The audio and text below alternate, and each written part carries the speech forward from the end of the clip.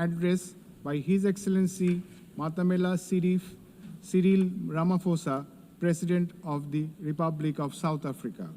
I request protocol to escort His Excellency and invite him to address the Assembly.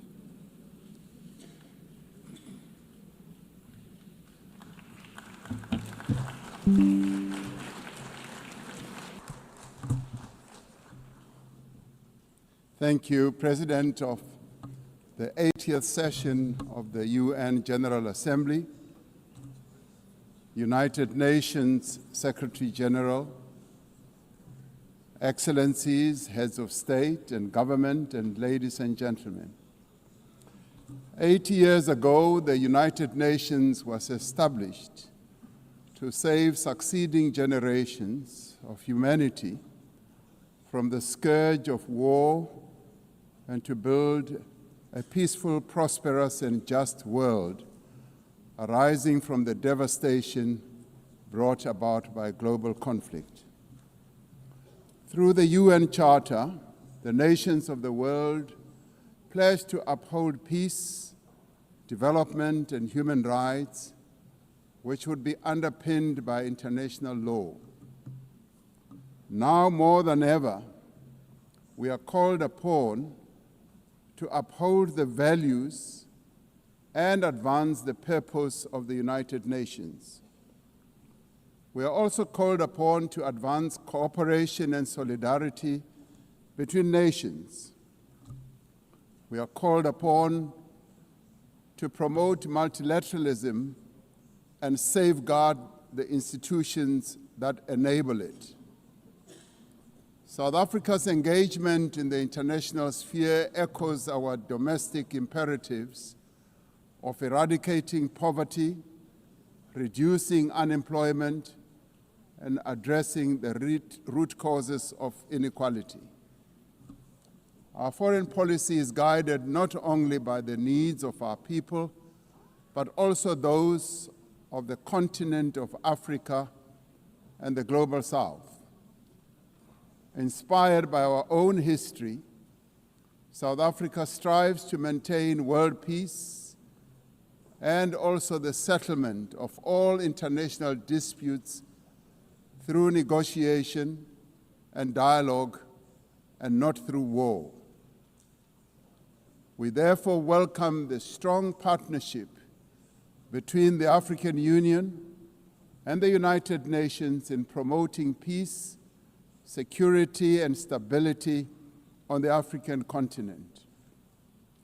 This year, South Africa is honored to preside over the G20.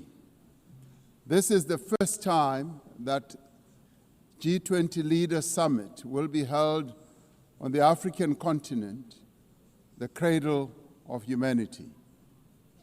South Africa's G20 presidency is guided by the theme equality, solidarity, and sustainability. To give full meaning to our theme of equality, solidarity, and sustainability, we have invited the G20 countries to join us in prioritizing the following areas.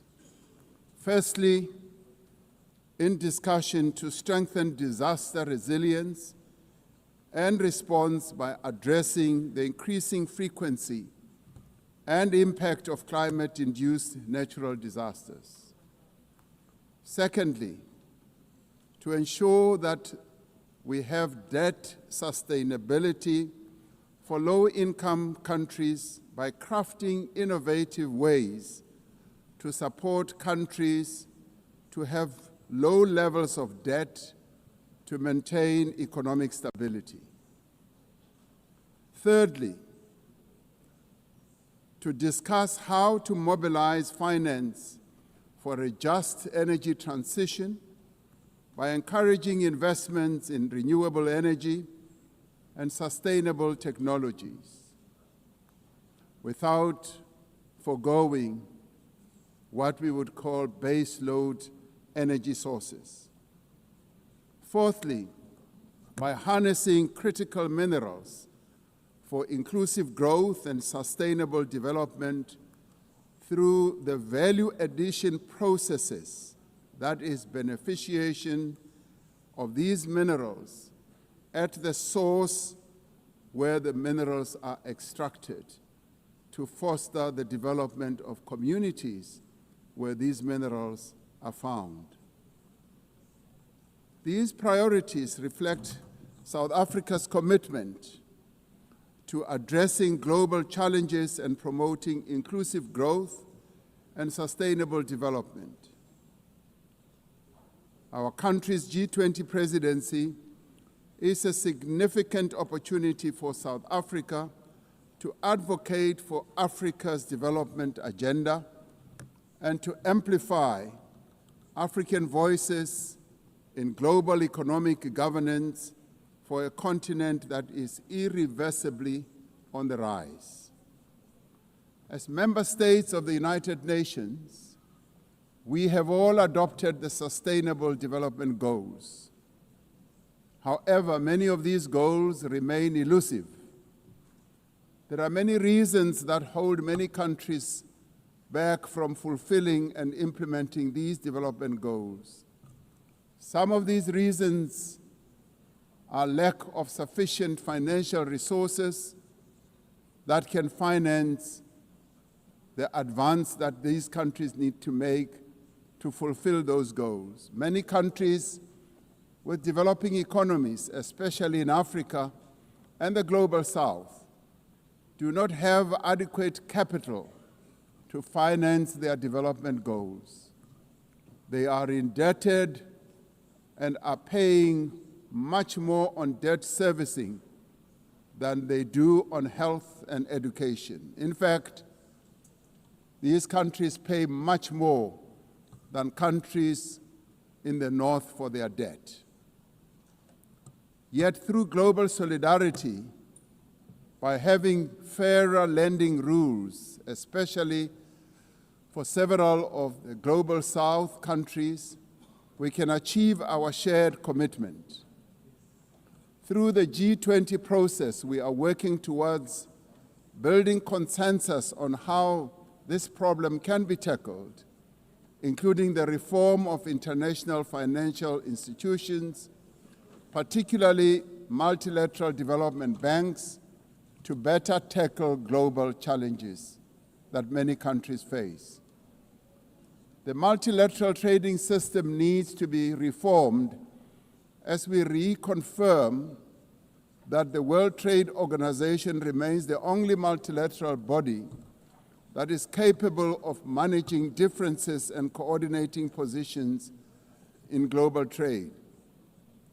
Trade is one of the most important instruments to mobilize domestic resources for development. It is concerning that geopolitical shocks and unprecedented trade policy volatility are destabilizing the global economy and jeopardizing a critical source of development finance. In fact, trade is now being used as a weapon against a number of countries in the world.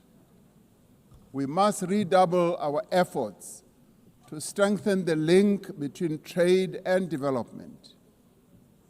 Unilateral trade practices and economic cohesion have a detrimental impact on many nations. This includes the economic embargo against Cuba, which has caused untold damage to the country's economy over the years. This unfair embargo must be lifted, and we want it lifted sooner rather than later.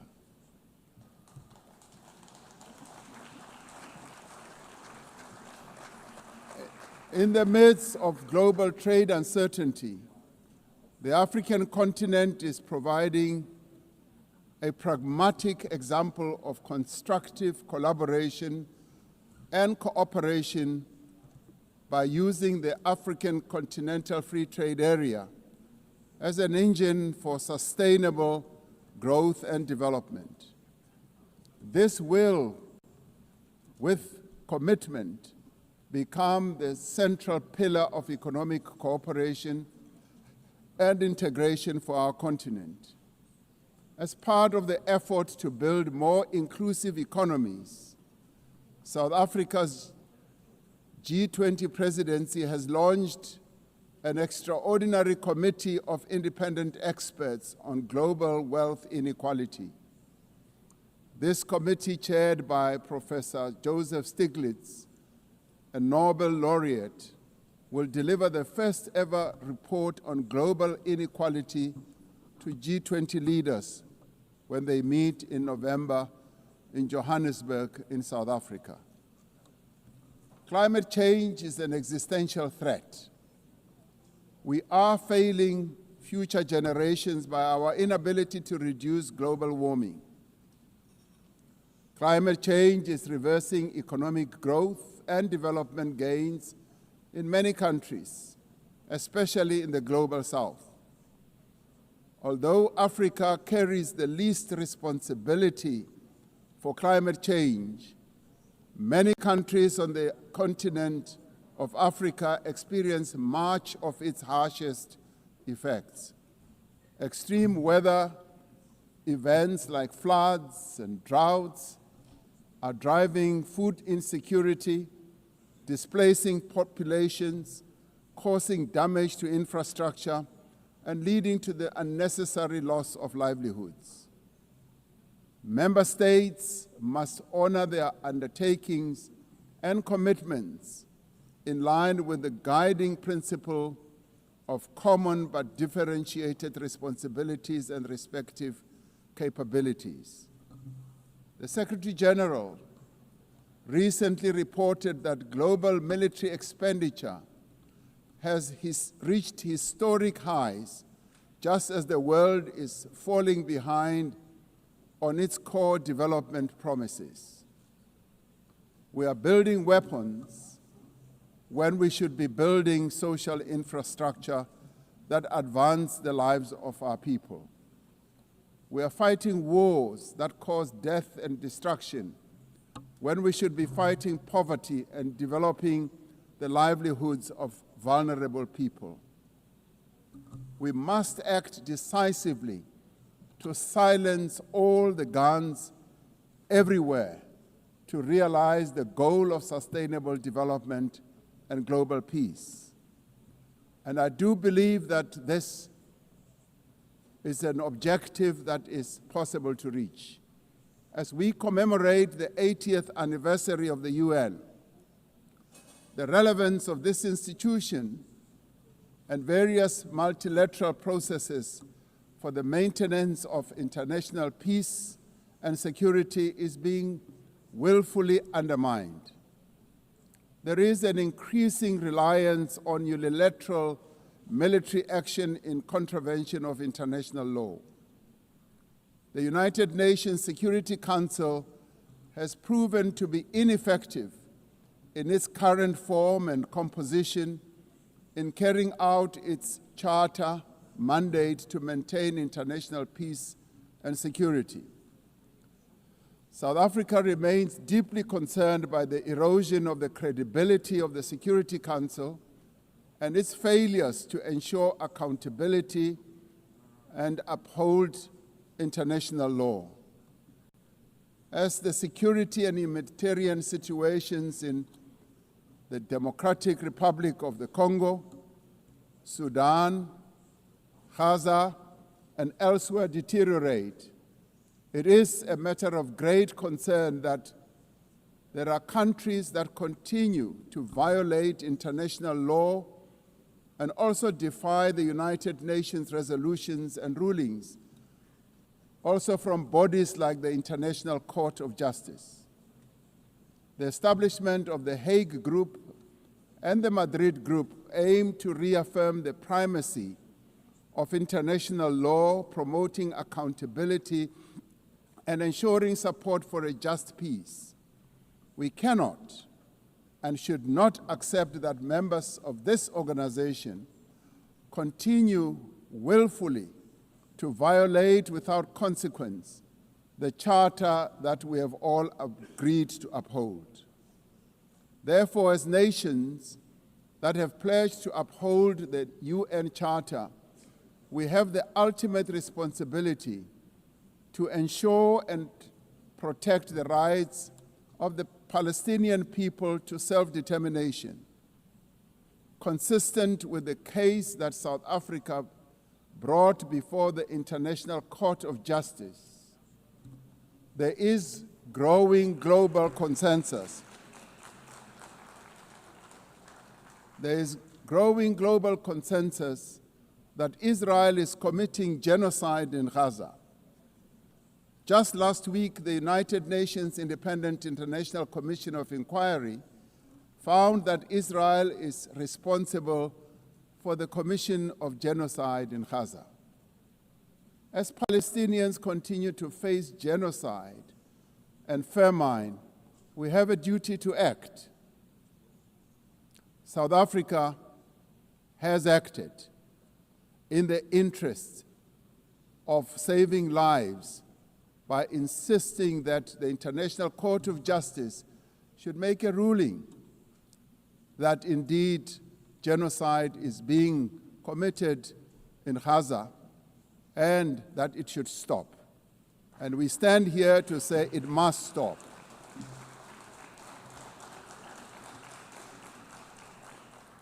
We welcome the historic high-level meeting held yesterday on the two-state solution yesterday in this very chamber.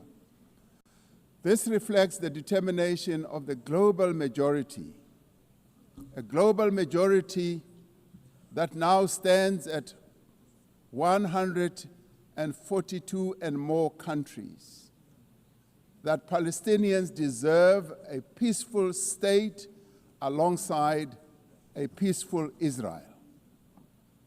Many nations in the world are calling for that, and that is the voice that we believe that Israel should heed, and those powerful nations that can make a two-state solution viable and possible and implementable should act in that regard.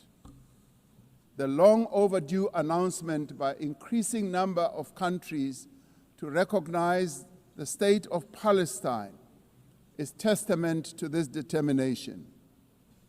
We have a responsibility as the member states of the United Nations to reaffirm the right also of self-determination of the people of Western Sahara.